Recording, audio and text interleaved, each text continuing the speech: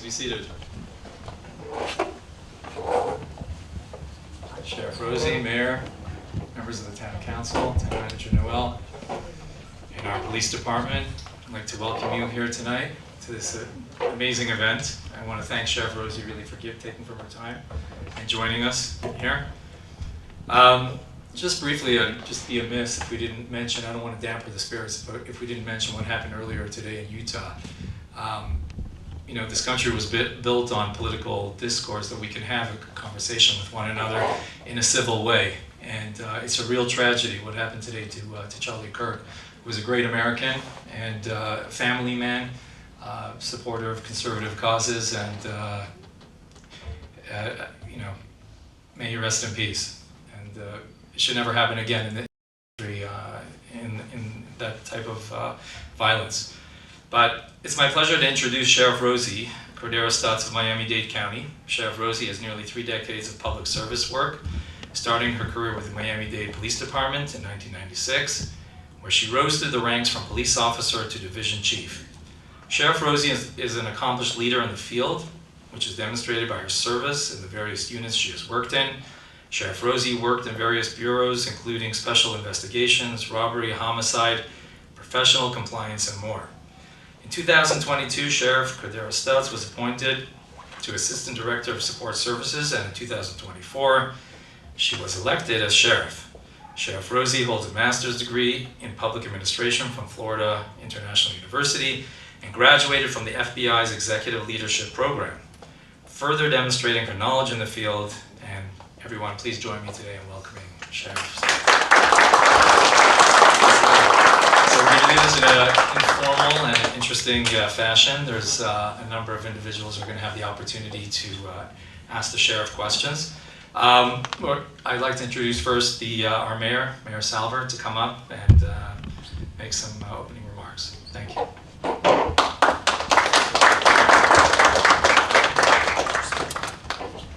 At long last, I get to meet close up Sheriff Rosie. I know that we've been at several large events, and it's like I guess at my age, I don't have the patience to wait in line for like 20 minutes just to give you a hug and a kiss, and a warm welcome to the as an elected sheriff.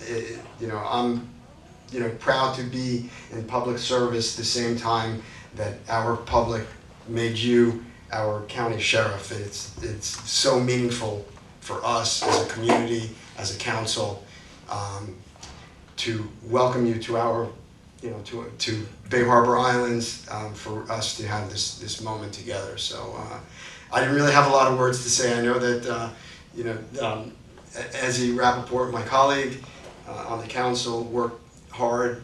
I know that Mark Rosenberg helped us out, and I know that the chief and the police force did a lot to make this event happen, and we're so grateful that you accepted. So thank you.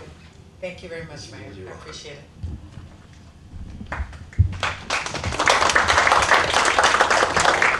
So for some interesting questions in regards to the differences between the police department and now the sheriff's office, I'm going to ask our assistant, our deputy chief, Joe Locke, to come up and ask a few questions. You can sit here. Absolutely. Thank you, sir. How you doing, Sheriff? Good. Nice to see you again. Good to see you as well. Okay.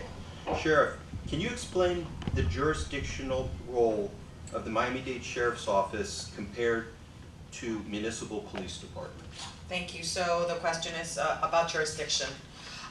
So just to be clear, the Miami-Dade Police Department, as we were known before, was always a sheriff's office and handled the statutory requirements for a sheriff's office, right?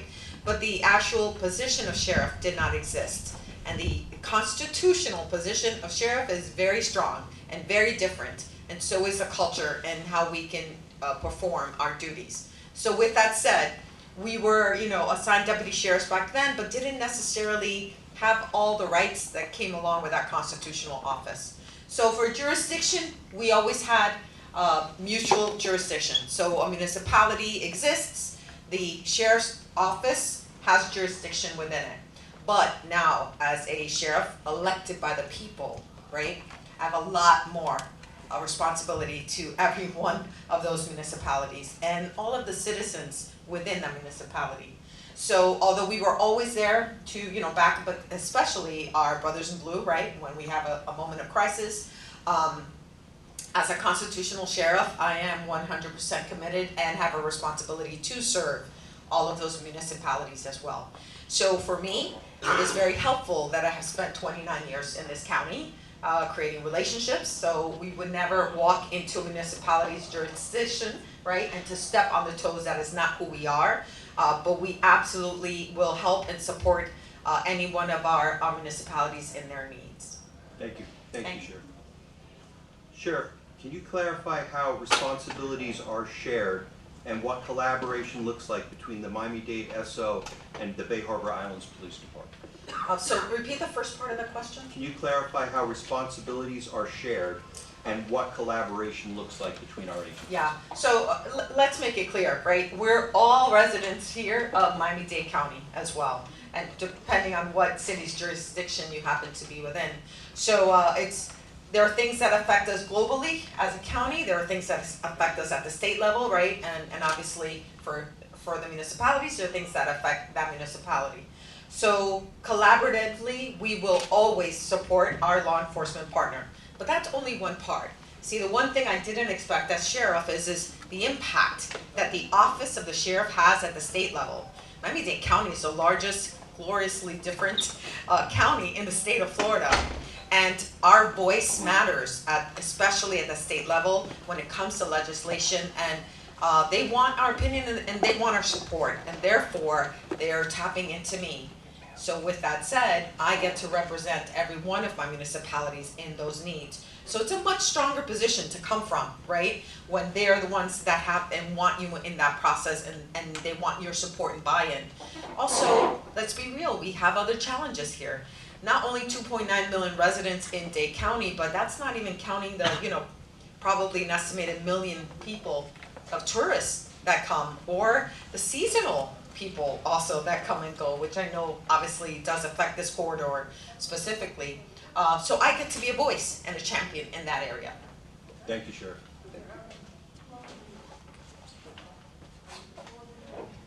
Okay,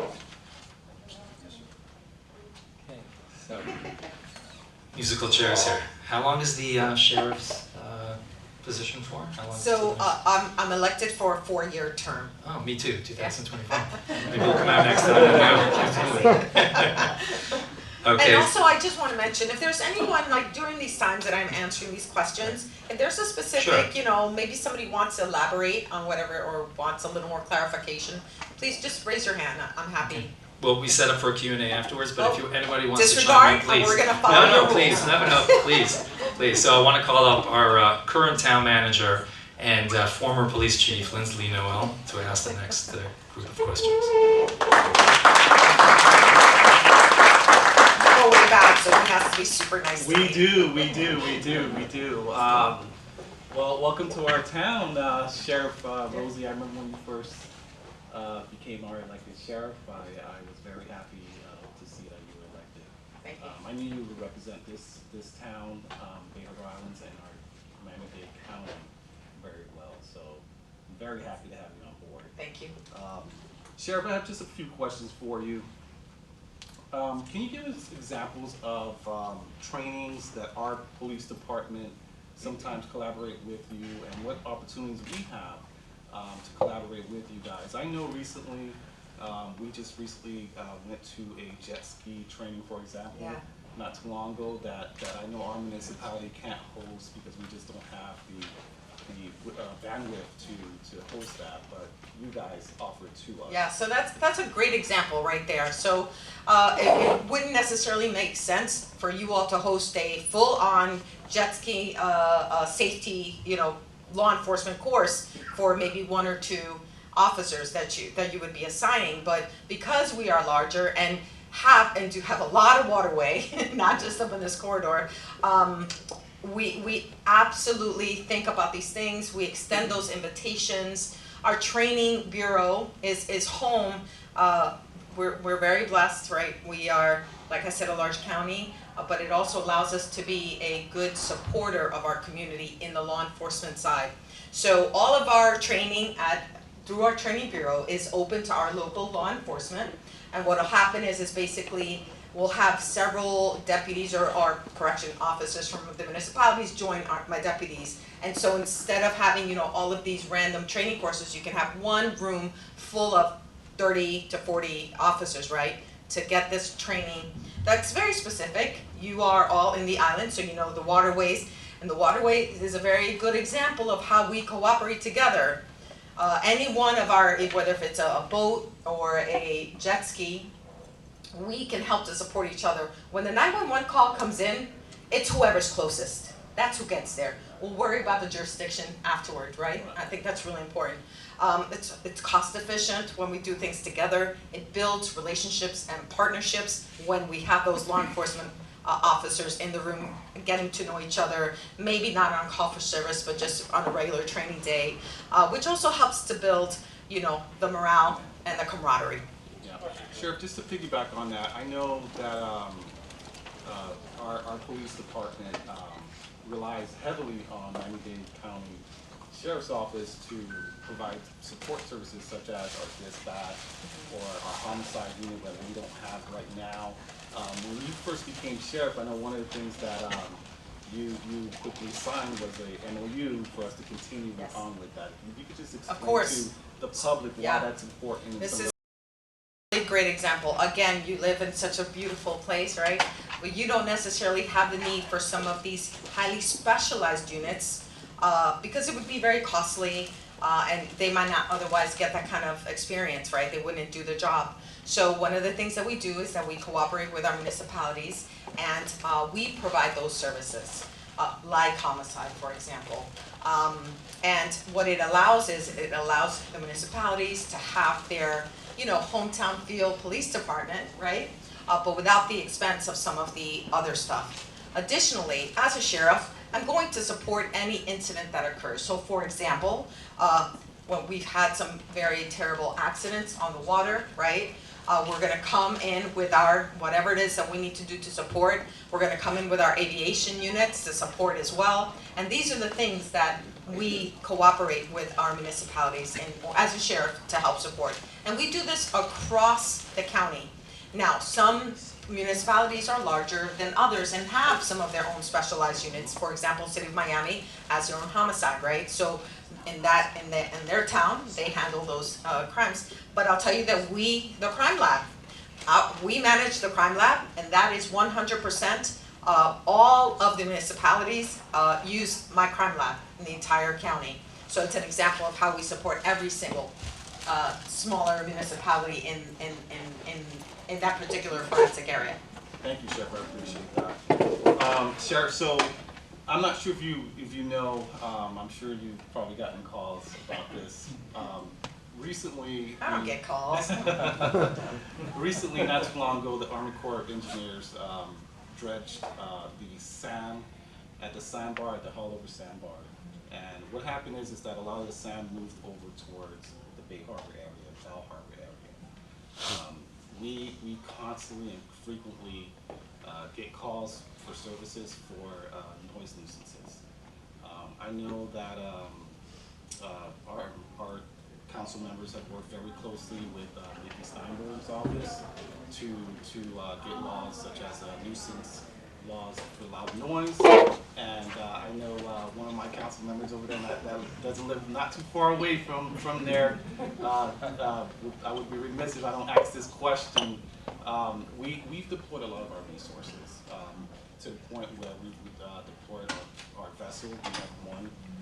We have 2 jet skis that we've actually trained with you guys and deployed. I know you guys just recently purchased a vessel, I think $400,000 that you guys deployed in this area to assist us. Is there anything that you guys can share that you plan on doing or can do, to continue to assist us with the nuisance noise that we get every weekend actually because of that sandbar? I know. I tell you, it is our pain as well. We really do feel it. So yes, the key piece in there, you said it, is we have been working together for quite some time in order to try to address these specific concerns. Mickey Steinberg has been a wonderful advocate of ours, and we have worked with her along those lines. And you know, a lot of that comes back down to that legislative piece in order to be able to enforce the right laws, right? So we continue to work together, having these conversations and trying to identify and get to the root of how we can pass legislation that would help to support our citizens is key. And then I will be more than happy to be the champion for those things. I know, for example, that we have always had like the coastal chiefs meetings. Yes. If you're not familiar with those, it's where all of the islands and an intercoastal district, which currently the major, Gabriel Evans, right? So, and just for the record, I was a major there one time too. So I was one of those majors involved. So I really have been very aware of these concerns because, as we all know, the sandbar has been around for a very long time, giving us all heartache. So we thought the dredging would definitely help. Oh no, I feel like it has in some aspects and kind of created some other concerns for us. But also, and then FWC, that's the third piece, right? So we're working very hard with them to help us, especially on those peak days, to have much more presence. I'll tell you that we are also about to get another boat. So you know, you mentioned the one that Mickey, so we're, God willing, are gonna get another boat in conjunction with Fisher Island, because we patrol Fisher Island as well. So what that will do is that it would allow us to keep more boats on one side, north, right? Because then we'll have that boat in that middle section, because a lot of times our north boats have to head down. And I think that's gonna be helpful for presence, so. Thank you. A little bit, you heard it here first. And Don't break it to Fisher Island, they're not gonna happen. last question for me. Emergency management is obviously something very important that we all train constantly for. And I know the Surfside collapse was something that was near and dear to our heart here in Bay Harbor Islands. You know, what are some of the lessons learned, you would say, for emergency management purposes from the Surfside collapse? Something that, you know, maybe we as a team could do, you know, going forward. That's a really good question. So first I'm going to tell you that there were a lot of lessons learned for us, right, you know, when it came to the actual scene itself, right, where we probably didn't recognize that we needed to address certain things quicker, like the traffic. You know, it was such a difficult scene, but we really, you know, hindsight 2020, we probably should have detached and worked on that traffic flow a little bit sooner. And, you know, in full disclosure, I had a deputy that was hit by a truck out there doing traffic. So trust me when I tell you that's a painful one for me. I think that the continued relationship, right, the communication during those times, our constant briefing allowed us to identify concerns in other areas that maybe we on the scene, I was on the scene, you know, so yeah, I think if by constantly communicating during that time, there were times that we were having 2 briefings a day, right, to keep, that was helpful. I mean, I think sometimes during that time we were tired and whatever, but it really allowed us to say, okay, this is going well, but this is really not going well, and addressing those. So it's a big lesson learned. And then the third, I would say, is the family reunification was huge. And you know, I have to say, I know this community was impacted as well, obviously, and maybe even you people that were personally affected. But I cannot tell you that the human factor, right? The human factor, creating a space where the family and friends could go to, and you know, whether they had support, whether it was doctors, counselors, grief counselors, we had therapy dogs, we had even just a place to sit down and talk to someone. Obviously, yeah, Rabbi was very much present at that location, and being able to get information, as even if it was a little bit, you know, effectively, I think that's something we did well. We did that well, and we did it so well that we kept growing out of it, and we had to move it several times. But that's okay. Like, you know, again, hindsight. Next time we'll start with a bigger one, even if there's you know, a lot of space. We were trying to keep it close at first, and then we just realized that wasn't going to work either. Again, traffic, but such a unique situation. you have to be fluid. That's the thing with emergency management. You have to be fluid. Every scene, every one of those crises is very different, very unique, and you have to be. If you're not evolving and adapting, then you're going to face some serious challenges. Sheriff, I want to thank you for answering my questions. Our chief couldn't be here today. We have a brand new chief. I definitely want to introduce you to him. Congratulations. Yes, Good choice. he's our chief, and I'm the manager. Anything you need from my side, we'll be here. Thank you, Lindsay. Appreciate it.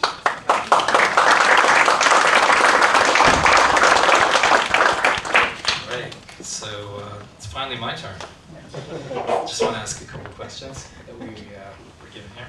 So, let me go on that for a second. Absolutely. So myself and the other members of the council are huge proponents of law enforcement, but we don't always have the resources to purchase all the things that we'd like. We don't have a K-9 unit and some of the other things, like you mentioned, a homicide unit. So how can we coordinate more with with the sheriff's office and be able to tap into the resources that we need here that we don't have? I mean, honestly, it's the relationship. But ask us. As long as we're able to, and we have the resource and we have the opportunity, we're always going to try to be the very best partners. You are all Miami-Dade County residents, and like I said, we've been doing this kind of work with each other for many, many years, even before this. But me being here, that is my promise, my dedication, to ensure that to the very best of our ability, we're going to be there. We're going to be there to help. Okay. So some of the times we tap into resources from some of our other municipalities, like we don't have a SWAT team. But when would we call, someone was asking me in the crowd, when would we call another municipality for help? And when would we count on the sheriff's office for that type of help? You can always count on the sheriff's office for that type of help. That's to begin with. I think it really comes down to what makes sense in the moment.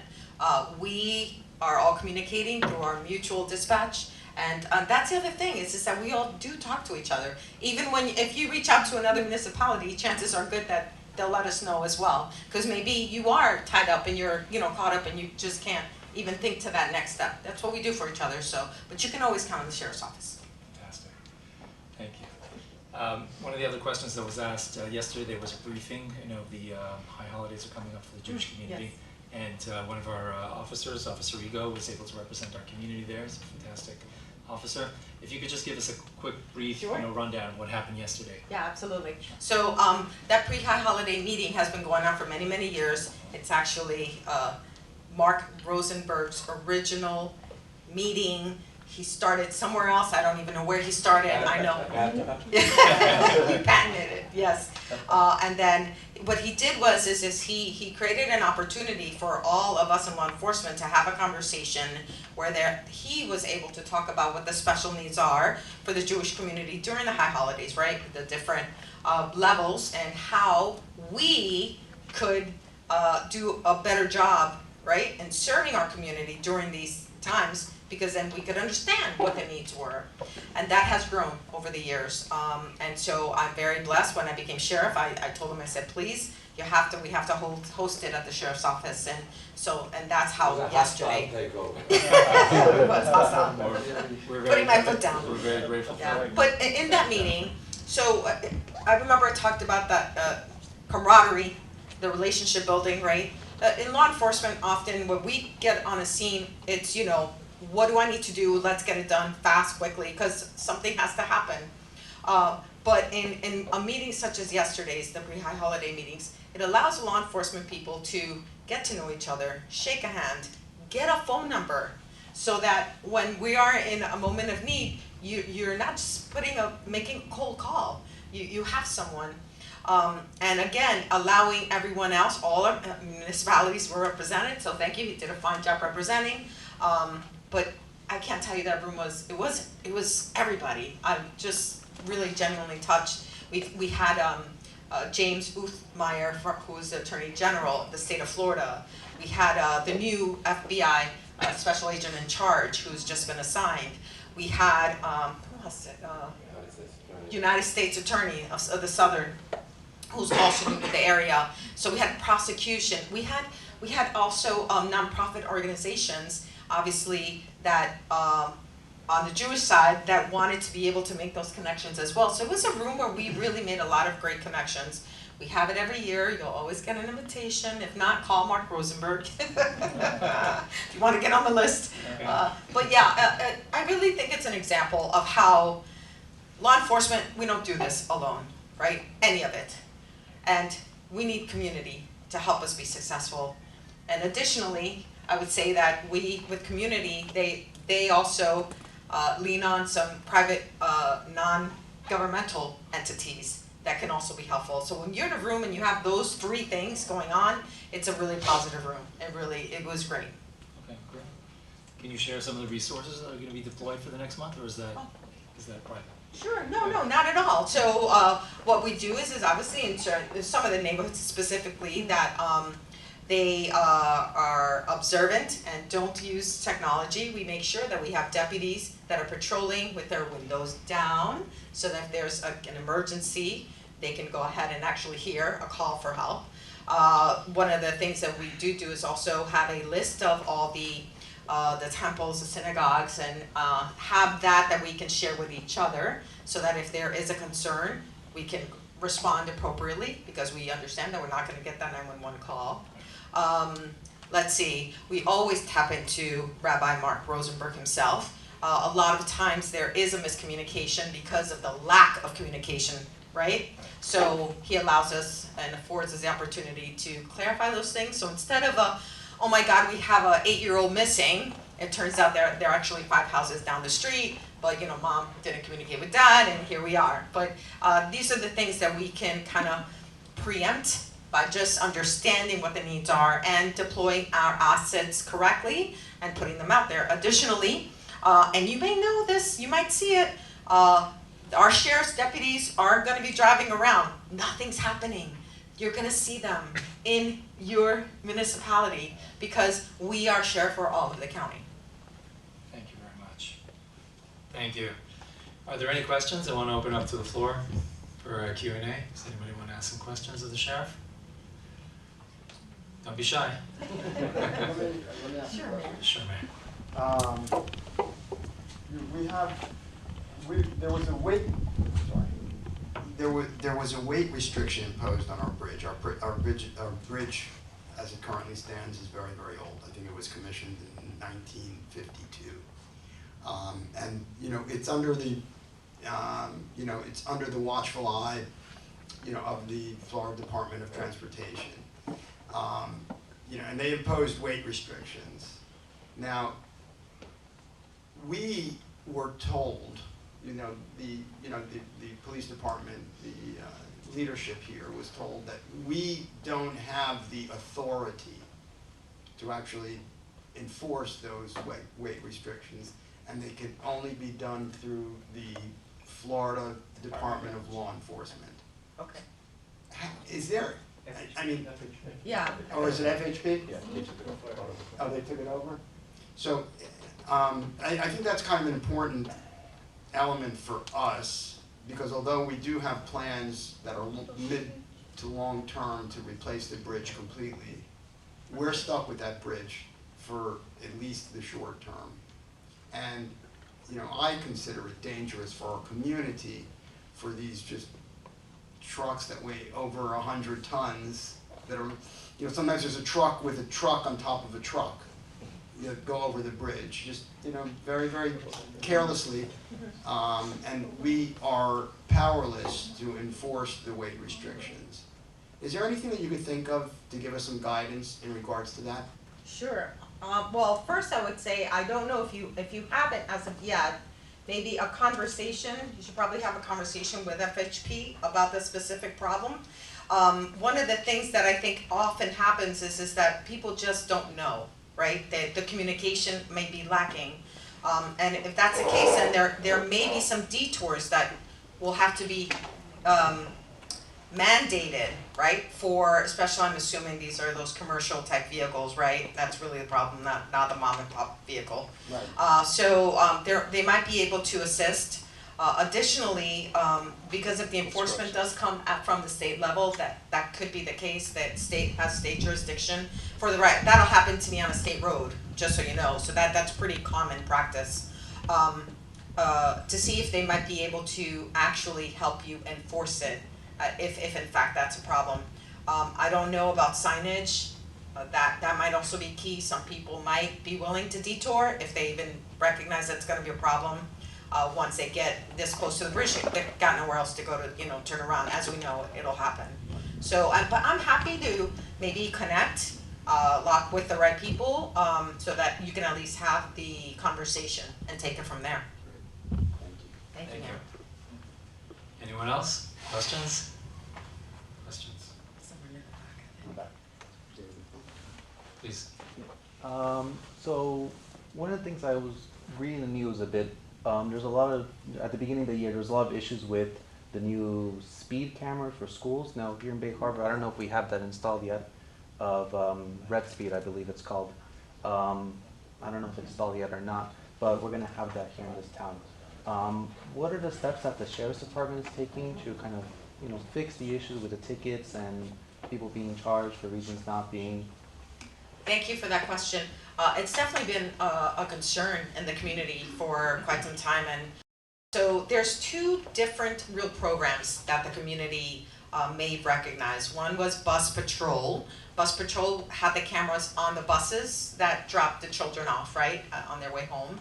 And then Red Speed is the cameras at the schools to help with the enforcement of traffic, right, speeding by the schools. And so right now Bus Patrol is suspended. I suspended it on our behalf because I did have concerns that there wasn't a real due process in place when they rolled it out. And it just wasn't getting there quick enough, and so now they're revisiting, and they're doing their due diligence through the school board, by the way, because that's a contract with the school board, not with the sheriff's office. And our job is to enforce the citations if you're issued one, right? So that's that. And then on the Red Speed is expanding across Miami-Dade County. So I always want to remind people that these programs came out of a need and a concern for our children. So it is important, right, that we protect our children when they're going to school, and that people do slow down in these areas. And the entire goal is that hopefully these programs make it so there are no tickets being issued, because people are going to remember to slow down, right? So in the beginning, you're going to get some citations issued, and then hopefully you're going to listen to and obey the law, which is to reduce. Red Speed has a very robust due process system. If you file a complaint, you are before a magistrate. I believe they've even figured out a way to be able to Zoom it, so you don't have to go across town, for your hearing. If you are in fact want to present yourself in front of somebody, say that you don't believe you received that citation. But our sheriff's office, our job is to review it, determine if there is probable cause for that citation, and if there is, sign the citation, and then go before the magistrate should that individual determine that that's what they want. So, thank you. Yes, sir. Please go ahead. I have a sort of a strange question, but it was just relative to his comment about the school. I was at Costco this afternoon. The 2-lane road going into Costco.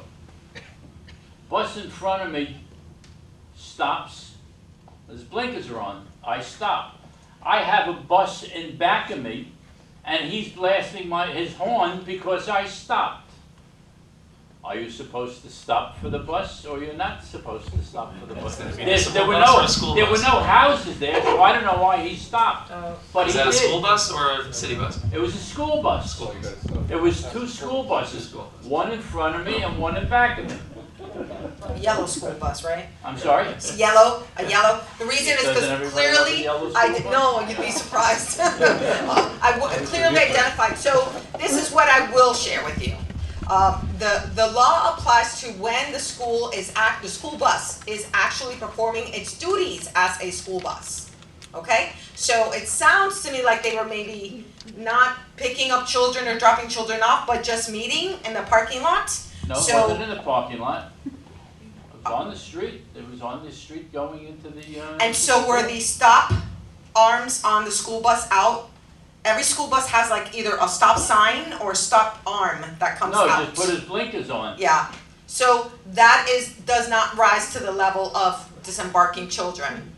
So normally it is a stop sign or a stop arm, but I wasn't there.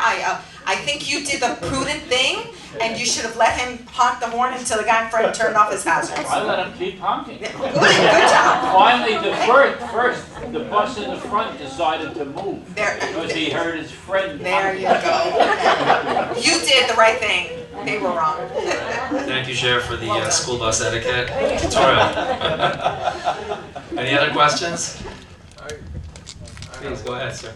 And hello, good evening, Sheriff again. And on behalf of all the Dominican officers, I want to tell you how proud we are that you represent us on behalf of all of us. And also, my question is, where do you see yourself, your vision for the next 4 years for your department? And also, are you transitioning into more community policing? And if so, how? That's a great question. Thank you for that. So, where do I see the vision of the Sheriff's Office? I've got big visions, big visions. Number one is I want us to really tap into technology. I think that is an area where we can free up our deputies to get back to what they should be doing, which is contacting our communities. Now, that they call that community-oriented policing, right? But the truth is it's policing, okay? And by allowing them more time to be able to engage with our community, to do their jobs better, anything I can do to make that happen, I will do. So we've got our short-term visions, we've got our long-term visions. We are in need of some upgrades at the Sheriff's Office. Some of our facilities are a bit outdated. I want to work on that a little bit at a time. I'm not irresponsible. I think we have to do things in a good way, but that doesn't mean we don't do them. It means we just plan for them properly. I plan to staff more deputies at the Miami-Dade Sheriff's Office. Currently, the national average is 3.5 officers per 1,000 residents. Our average is only 2.5. We are low.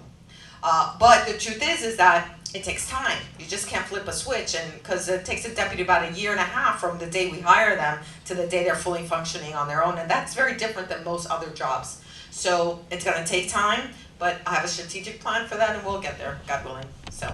There you go. Oh, Dave. Okay, so I'll just give you today. They're long days. So I was up at 4 this morning, so I could take care of some personal business at home. You know, I'm still a wife. I'm still a mom. I have to pay the bills. My kid's like, Mom, I need shirts. I'm like, I'm giving you money. Go get them yourself. Luckily, he's driving now, so it's okay. He's older. He's not 4, thank gosh. And then I was at roll call at 7 a.m. to talk to the troops. And I've been doing that. It took me longer than expected because, as you know, when I first got sworn in, you may or may not know, I really was very vocal about trying to get some of my funds back that had been taken away, to try to not hurt us any further. We were already having to make up for some of the monies that had been removed. So that kind of caused me to put that plan a little bit further back, but it's okay, we're here now. So I'm making my rounds and visiting roll calls. So 7 in the morning, day shift, I'm there. So we did that, and then I headed back to the office where I had back-to-back meetings with community leaders, with religious leaders. I had a consul general of Japan visit me today.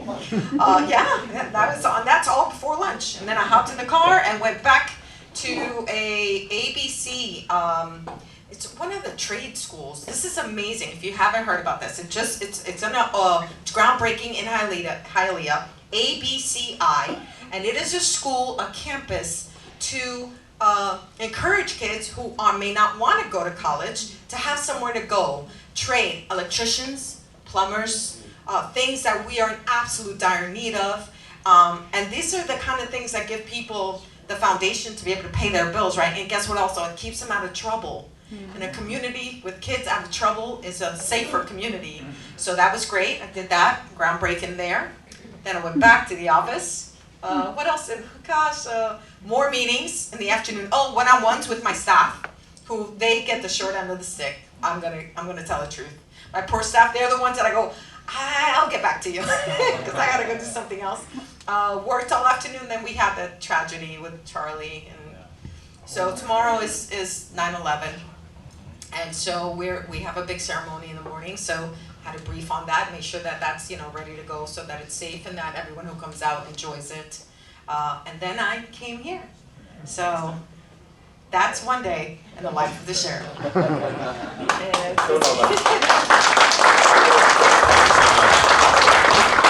appreciate you getting home. I have a 5-year-old who's waiting for me for bedtime. I want to thank everybody for coming out tonight. The mayor is going to give us the closing words. Well, I hope everyone learned as much as I did today. It was very, very conclusive and inclusive, and we feel like we're part of your team and you're part of our team, and I have a lot of comfort in that. And as far as like the sandbar is concerned, there is a silver lining, because I know that at this point Molly knows all the top 10 reggaeton hits, because basically that's what we hear out there. But again, I want to thank you on behalf of our wonderful city council, our top accredited police force, and our very engaged community. Thank you. And I just want to close with these words that promises made, promises kept. You know that we're your partners in your success. So Thank you. we really appreciate it. I appreciate you. It's all Just want to let everyone know that there are some refreshments here on the side. excellent. And For a few minutes.